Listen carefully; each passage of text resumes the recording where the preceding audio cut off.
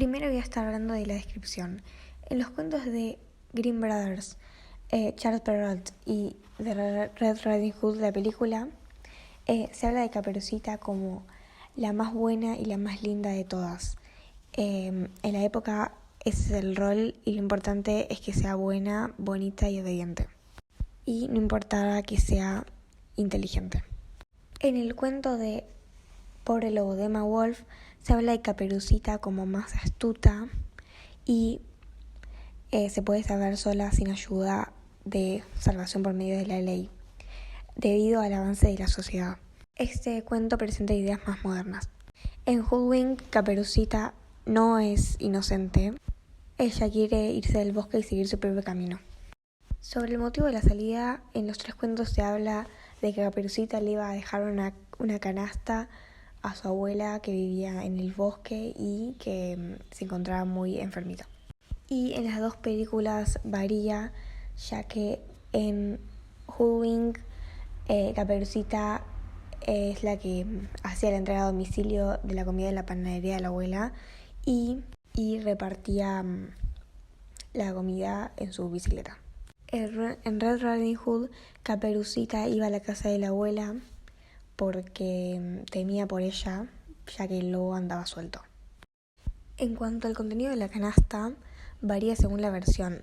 Por ejemplo, en la versión francesa de Charles Perrault, el contenido es torta y tarrito de mantequilla. Y en la versión alemana, por ejemplo, se encuentra pastel y vino. La locación de la casa de la abuela es más o menos la misma. En todas es o cruzando el bosque o en el bosque. Pero en el cuento de Pobre Lobo de Emma Wolf no se sabe dónde queda la casa porque hay un inicio en medias res y cuando Caperucita llega a la casa el lobo ya estaba. Y en ningún momento se menciona. El ítem número 5 es la descripción del lobo. En los 3 cuentos se habla de un lobo malvado y feroz con intenciones de lastimar a Caperucita y hacerle daño.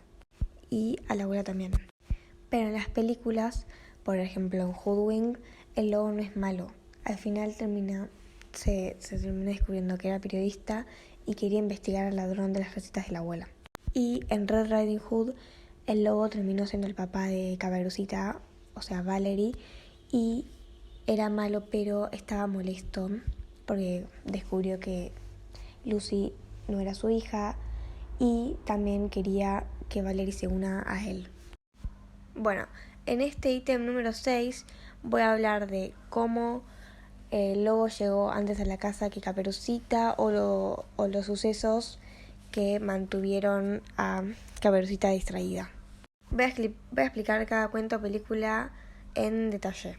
En la versión de los Grimm Brothers, el lobo la distrae a Caperucita con las flores y los pajaritos para que él pueda llegar antes que ella a la casa de la abuela.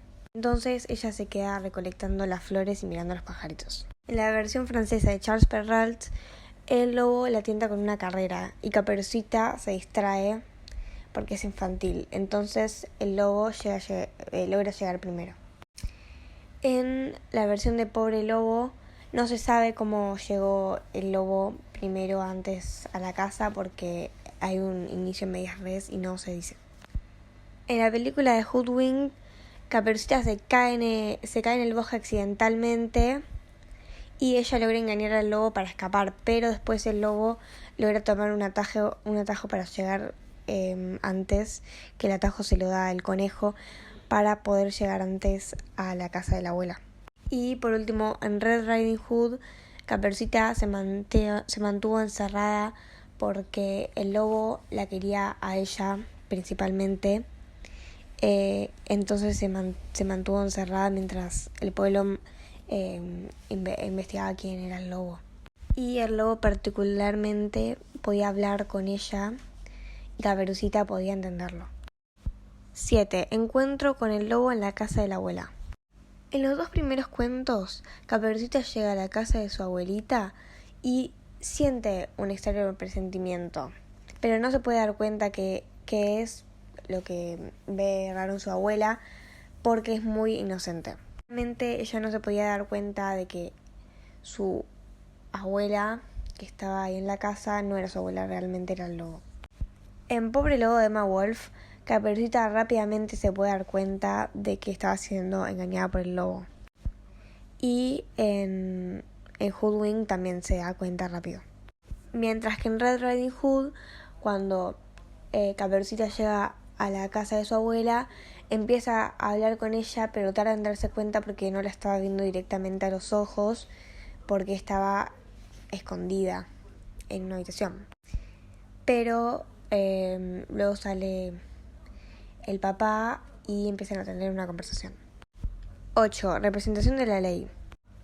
En el cuento de los Grimm Brothers, Caperucita es salvada por un cazador que andaba por ahí y escuchó los ruidos. En el cuento de Charles Perrault hay una crítica a la ley incompetente, ya que mientras el lobo le hablaba a Caperucita o intentaba hacerle daño, los leñadores no actúan, pero estaban ahí presentes.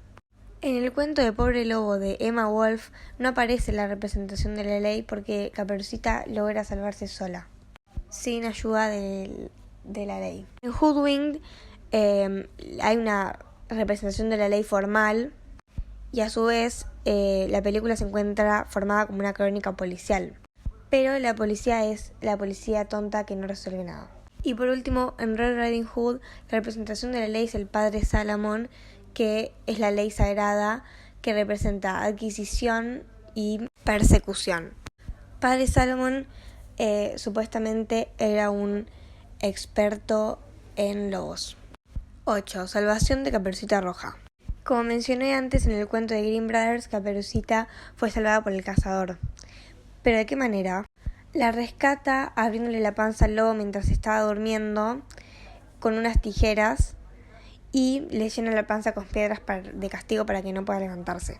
En el cuento de Charles Perrault, como dije antes, los leñadores no hacen nada y cuando Caperucita ya se le había comido el lobo, nunca logra salir y no hay salvación.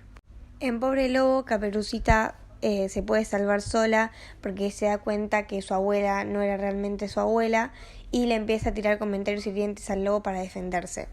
Y el lobo salió deprimido. En Hoodwink, Caperucita reconoce que no era su abuela y empieza a luchar con el lobo y justo un cazador de casualidad cae por la ventana de la casa. Mientras la abuela que estaba encerrada en el closet sale. Luego todos comienzan a gritar y llega la policía formal. En Red Riding Hood, mientras Caperucita hablaba con su papá, o sea el lobo, Peter, el leñador, entra por la puerta y comienza a pelear con el lobo, o sea el papá de Valerie. El papá de Valerie le da un golpe duro a Peter, pero Peter lo termina hiriendo por la espalda y Valerie asesinando con la armadura de metal.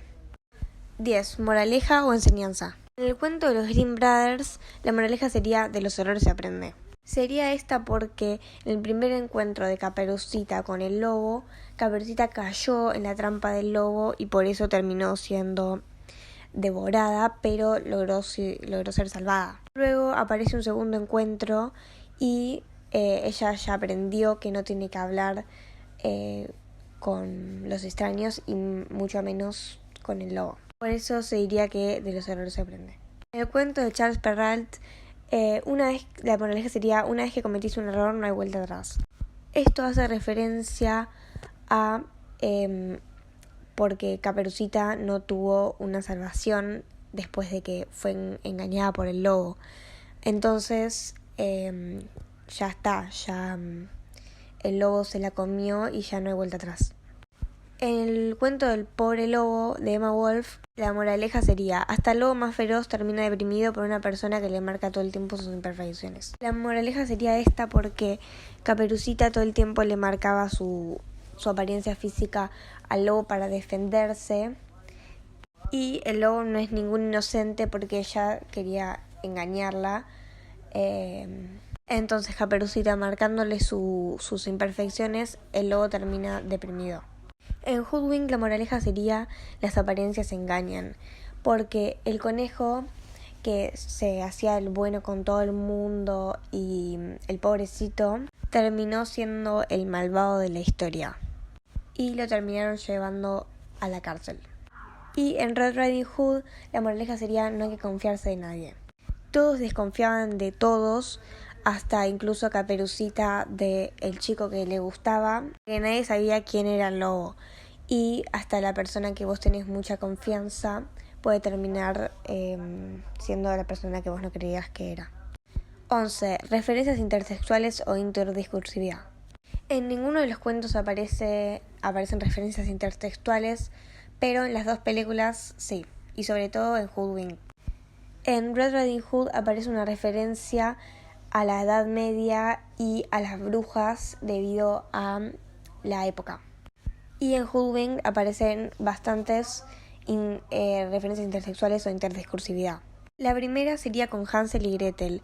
Hay una interdiscursividad porque la casa de la abuela estaba hecha de jengibre. Otra podía ser los tres chanchitos que aparecen en una escena que estaban jugando a las cartas. Otro ejemplo podría ser Little Go Beep de Toy Story cuando aparecen las ovejas. Y después, más por parte de la abuela de Caperucita, estaría Misión Imposible por la abuela colgando el precipicio, Triple X por el tatuaje de la abuela o la escena colgando del techo, y por último The Matrix por esta escena que se ve.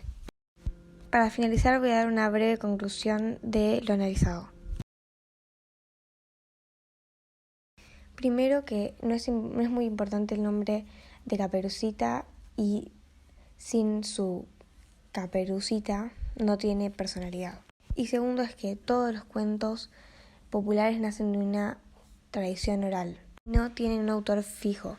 Por lo tanto, cada versión tiene sus propias características y reelaboraciones fílmicas. Y por lo tanto puede haber diferentes versiones de diferentes cuentos.